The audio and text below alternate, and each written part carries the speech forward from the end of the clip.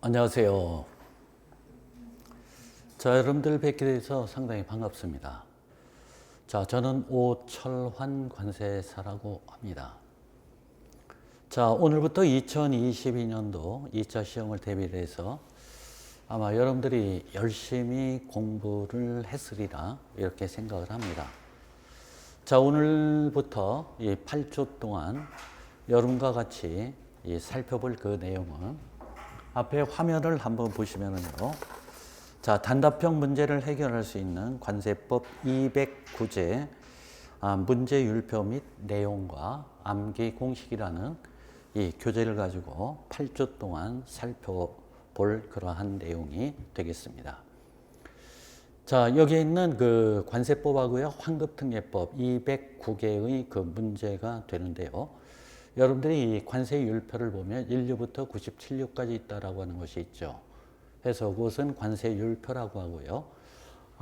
여기에 있는 그 내용은 이 문제율표라고 얘기를 해서 여러분들 교재를 보시면은요, 그 문제가 1번부터 110번, 109번, 그 다음 110번부터 209번까지 해서 총 209개의 그 문제를 가지고 8주 동안 살펴보려고 하는데요. 자, 이 내용을 가지고 살펴보는 그 이유를 좀 얘기를 하면은요. 뭐 올해 문제라든가 작년도 문제, 요 최근 3년간의 그 문제를 보면은요.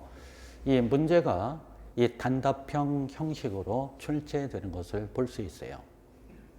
그래서 이와 이에 맞추어서 요 209제라고 하는 이 문제를 가지고 여러분들이 어떻게 됐든 죽든 살든 209개의 문제를 전부 외우셔야 돼요.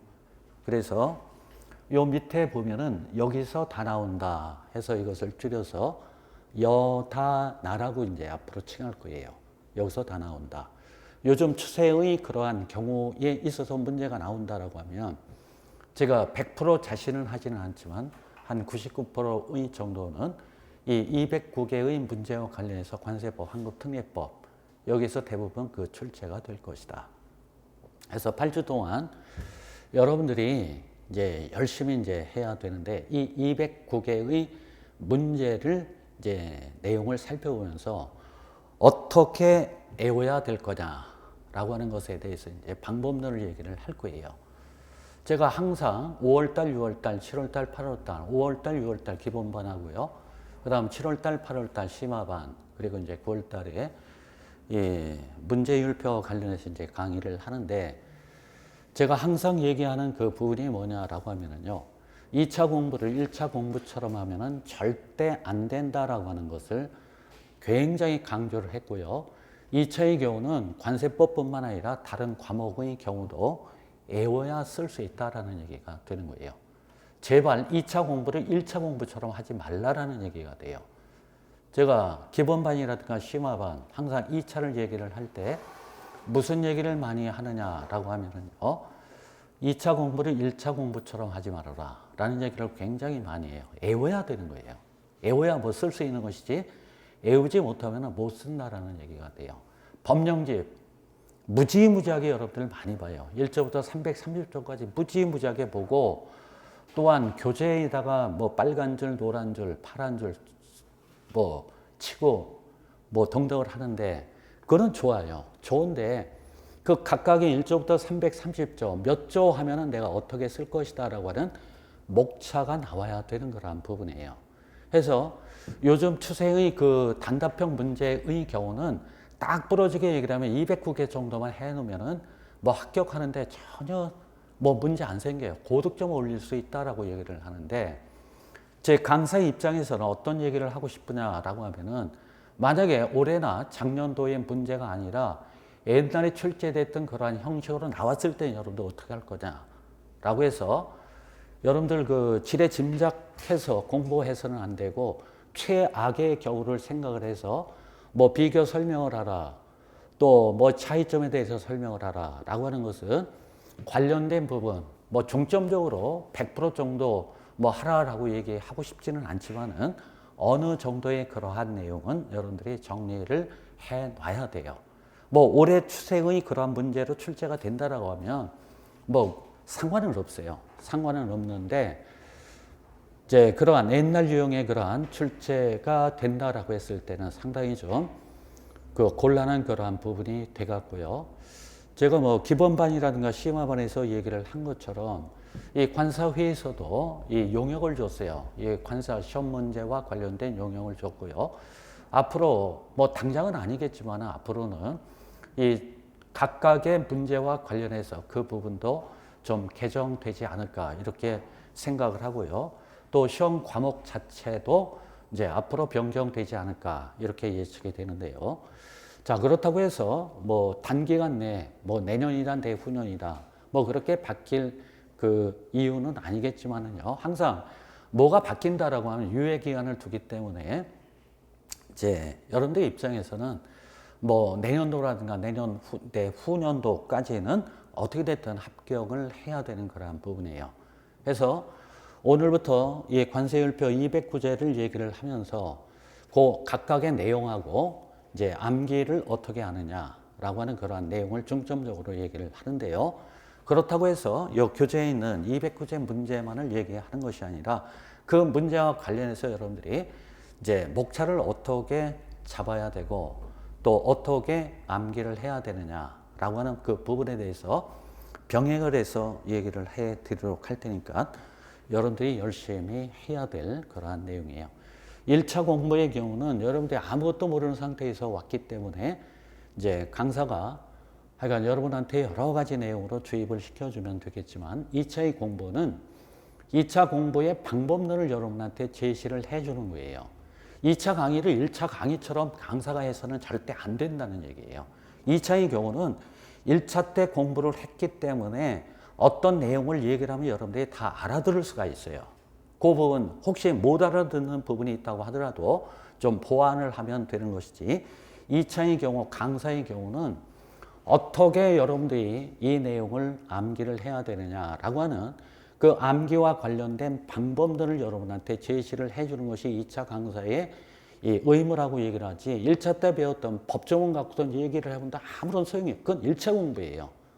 어떤 조문이 나온다라고 했을 때 그 조문에 나오는 내용에 대해서 법도 있다, 시행령, 시행규칙이 있다. 이것을 어떠한 절차로 해서 그것을 암기를 해야 되느냐 이러한 방법론을 알려주는 것이 2차 강의고 또 여러분들이 그렇게 공부를 해야 되는 것이지 매일 법령제 봐야 내용을 암기는 내용은 저 머릿속에 들어 있겠지만은 덮어놓고 그것을 쓰라라고 할 때는 여러분들이 뭐예요? 잘 안 되는 그 부분이 그 방법론이 틀렸다라는 얘기예요. 모든 대부분의 그러한 수험생의 경우는 2차 공부를 1차 공부를 여태까지 했기 때문에 오랜 시간이 걸리는 그러한 경우도 있고 내가 공부를 하기는 하는데 왜 안 될까라고 고민도 많이 한 것이 이제 우리의 현실적인 그러한 문제라고 얘기를 해서 저는 여러분한테 어떻게 됐든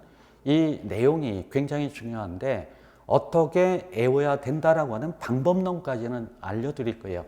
그 방법론을 여러분들이 가지고 여러분 나름대로 공부를 해야 되는 것이지 방법론 알려줬는데 여러분들이 안 한다라고 하면 그것은 여러분들 탓을 해야지 안 된다라는 얘기예요. 그러니까 2차의 공부는 여러분들이 열심히 써야 돼요. 열심히 답안지에 쓰고 열심히 외우려고 하고 이걸 외우려고 하는데 안 외워진다라고 했을 때 거기서 포기를 해서는 절대 안 된다는 얘기예요. 그럼 내가 이것을 어떻게 외울 것이냐라고 하는 그 방법론을 자꾸 생각을 해보면은 그 방법이 자꾸 생각이 난다는 얘기가 되고요. 또 계속해서 그러한 방법을 강구를 하다 보면 더 좋은 방법으로 여러분들이 암기를 할 수 있다라는 얘기가 돼요. 2차 공부의 경우 관세율표 같은 경우 여러분들이 뭐 생소한 단어로 해가지고 뭐 외우려고 할 때 굉장히 어려운 것을 이제 알 수 있는데 그 관세율표의 경우는 일정한 그 시간을 가지고 여러분들이 공부를 하게 되면은 뭐 충분히 네 과목 중에서 관세율표라고 하는 과목이 점수가 제일 좋다라고 하는 거죠. 결국 2차의 경우는 무역 실무의 경우 굉장히 범위가 방대하기 때문에 결국 무역 실무가 잘 정리가 됐느냐 안 됐느냐, 그것이 이제 관건이라고 얘기를 해요. 어느 정도 공부를 하면 뭐 관세율표가 아직도 뭐 정리가 잘 안 된다라고 하면 아직 공부를 덜 했다라고 하는 그러한 증거가 되고요. 무역 실무가 범위가 굉장히 방대하기 때문에 그것 때문에 상당히 고민이 많다라고 얘기를 할 때 제대로 공부를 했구나 이렇게 판단을 할 수 있다라고 하는 것을 제가 단연간 강의를 하면서 여러 수험생들, 거쳐간 수험생들 상당히 많은데요. 이제 그러한 뭐 통계적으로 본다라고 하면 이제 그렇게 얘기를 할 수가 있습니다. 하여간 이 무엇보다도 여러분들이 열심히 해야 소정의 성과를 거둘 수 있으니까 여러분들이 제발 열심히 해 주었으면 하고요. 그 다음에 수업 중에 필요한 그 내용을 얘기를 하면은요. 물론 그 교재가 있죠. 교재가 있고요. 여러분들이 뭐를 갖고 오셔야 되느냐면 법령집을 갖고 오셔야 됩니다. 법령집 갖고 오면은 그 법적 근거에 대해서 저는 항상 얘기를 하고요. 그거 얘기를 할 때 이 내용은 어떻게 목차를 선정을 해서 외워야 된다라고 하는 것을 전부 얘기를 해 줄 테니까 그렇게 하시고요. 또한 답안지를 이제 항상 옆에 끼고 항상 메모 등을 한다든가 등등을 할 때에는 답안지에 항상 쓰는 그러한 연습을 여러분들이 해 두면 되겠고요. 그 다음에 여러분들이 그 갖고 계시는 그 강의 계획서가 있죠. 강의 계획서를 한번 보면은요. 자, 회차를 보면 1회차부터 16회차까지 해서 뭐 1회차의 경우는 문제율표 번호 1번부터 209번까지가 있는데 1번부터 20번, 2회의 경우는 21번부터 40번. 근데 이제 오늘은 첫 시간이 되니까 쪽지 시험을 보지를 않았지만은요. 이제 거의 매일 그 쪽지 시험을 이제 보도록 할 겁니다. 그래서 쪽지 시험은 그 여러분들이 좀 20분 정도 좀 일찍 와가지고요. 그 문제를 이제 내줄 텐데 그거에 대해서 여러분들이 쓰시면 되는데요. 그 쪽지 시험에 대해서 얘기를 한다면은 그 쪽지 시험과 관련한 문제는 한 2문제 정도를 출제를 할 거예요. 그래서 문제는 그 우리가 그 문제 율표에서 배운 그 내용하고요.